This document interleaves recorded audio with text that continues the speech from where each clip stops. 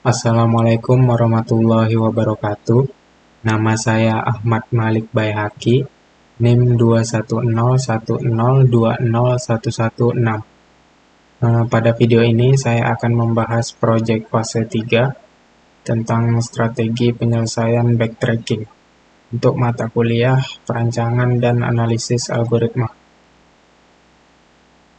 Jadi yang akan dibahas di sini yaitu strategi penyelesaian. Pertama, pembahasan tentang cara penyelesaian melalui coding grafis sesuai dengan rancangan yang dilakukan.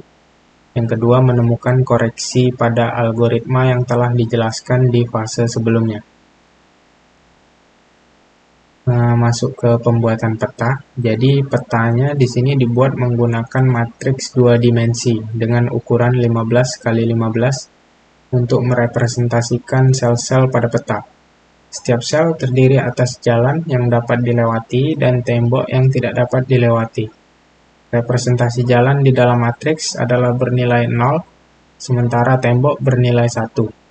Peta tersebut dibuat dengan menggunakan algoritma recursive backtracking. Jadi seperti ini bentuk petanya. Mekanisme pembuatan peta menggunakan algoritma recursive backtracking adalah sebagai berikut.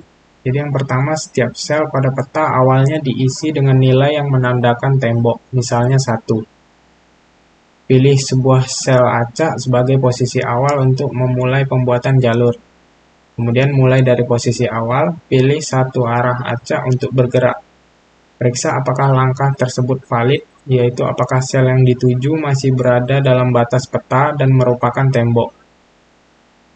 Jika langkah tersebut valid, hapus tembok antara sel saat ini dan sel yang dituju, dan tandai sel yang dituju sebagai jalur, misalnya dengan mengubah nilainya menjadi 0. Rekursi dengan memanggil langkah 3-5 pada sel yang dituju sebagai posisi saat ini. Jika tidak ada langkah valid yang tersedia, mundur ke sel sebelumnya, atau backtrack, dan pilih langkah lain yang belum diambil. Ulangi langkah 3-7 hingga semua sel pada peta terhubung oleh jalur, dan selesai, peta yang dihasilkan memiliki jalur yang terbentuk secara acak. Nah, namun di sini peta yang di-generate ini terdapat sedikit kekurangan, yaitu banyaknya jalan buntu. Contohnya seperti ini, jalan buntu, ini jalan buntu, ini juga jalan buntu. Jadi peta yang di-generate kesannya kurang luas. Untuk memodifikasi ini, saya akan menghapus jalan buntunya. Jadi saya menambahkan fungsi tambahan ini untuk menghapus jalan buntu, namanya check path. Di sini ada kondisi 1, kondisi 2, kondisi 3 sampai kondisi 4.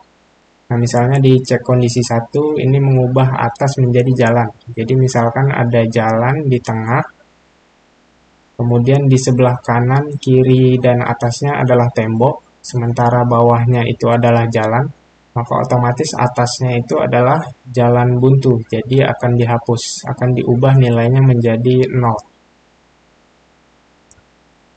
Selanjutnya, strategi penyelesaian backtracking. Strategi penyelesaian backtracking adalah pendekatan algoritma yang digunakan untuk menyelesaikan masalah komputasi dengan mencoba berbagai kemungkinan solusi secara sistematis.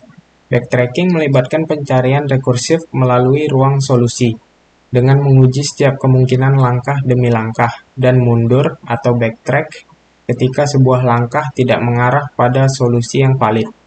DFS dan BFS adalah dua algoritma penelusuran graf yang dapat digunakan dalam konteks backtracking. Meskipun backtracking sendiri bukan teknik penelusuran graf khusus, algoritma DFS dan BFS sering digunakan sebagai bagian dari pendekatan backtracking untuk mencari solusi.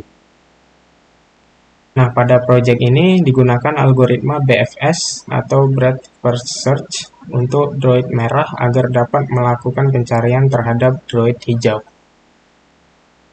Logika programnya untuk droid merah, yang pertama, kita mendeklarasikan sebuah antrian atau queue menggunakan kelas linked list dengan tipe elemen integer Antrian ini digunakan untuk menyimpan posisi yang akan dieksplorasi selanjutnya. Kemudian kita menambahkan posisi titik awal ke dalam antrian dan menginisialisasi status kunjungan pada posisi tersebut dengan nilai 1. Selanjutnya, kita mendefinisikan arah-arah yang mungkin dilakukan dalam matriks. Arah-arah tersebut adalah atas, bawah, kiri, dan kanan. Selama antrian tidak kosong, kita melakukan iterasi untuk setiap posisi dalam antrian. Jika posisi saat ini sama dengan posisi target yang diinginkan, maka jalur ditemukan. Pada bagian ini kita membuat sebuah jalur atau path yang menyimpan semua posisi dari target hingga titik awal dengan menggunakan metode backtracking. Jalur tersebut kemudian diurutkan secara terbalik agar urutannya sesuai dengan urutan titik awal ke titik target. Selanjutnya, jika jalur belum ditemukan, kita memeriksa setiap arah yang mungkin dilakukan dari posisi saat ini. Jika arah tersebut valid atau tidak melewati batas matriks, nilai matriks pada posisi tersebut adalah 0 dan belum dikunjungi sebelumnya, maka posisi tersebut ditambahkan ke antrian untuk dieksplorasi selanjutnya, dan status kunjungan pada posisi tersebut diperbarui. Setelah melakukan pemeriksaan arah-arah yang mungkin, kita kembali ke langkah 4 dan mengulangi proses untuk posisi berikutnya dalam antrian.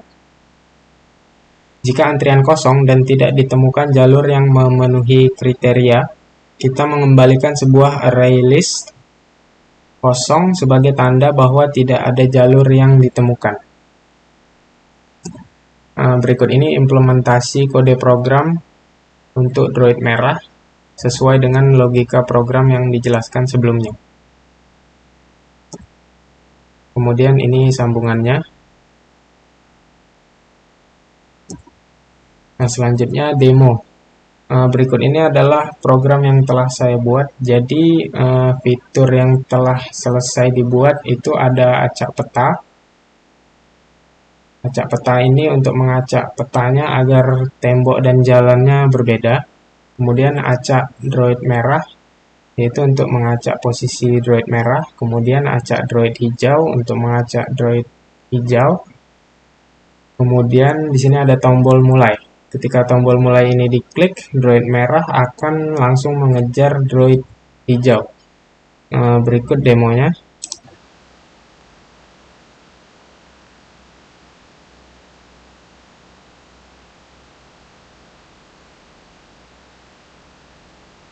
Seperti itu. Kemudian koreksi algoritma untuk droid merah.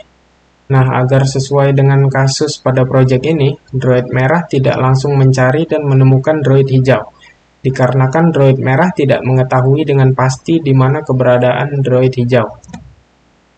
Jadi, koreksi algoritma yang perlu dilakukan adalah sebelum melakukan pengejaran, droid merah terlebih dahulu mengeksplorasi semua jalan untuk mencari keberadaan droid hijau.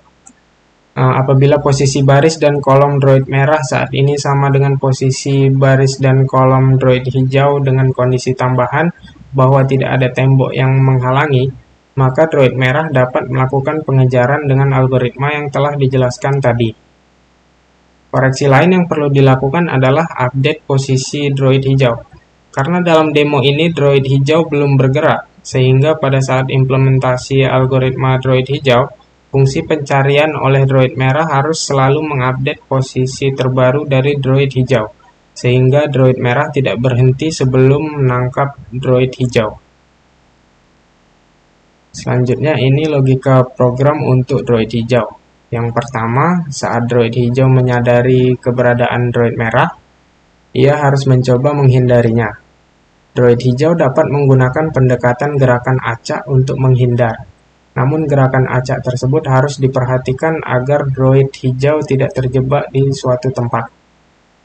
Pertama, droid hijau harus mengecek apakah ada rute yang aman untuk diikuti. Droid hijau dapat menggunakan algoritma BFS atau Breadth First Search untuk mencari rute terpendek yang aman. Jika ada rute yang aman, droid hijau akan mengikuti rute tersebut. Jika tidak, droid hijau dapat menggunakan gerakan acak dengan beberapa penyesuaian.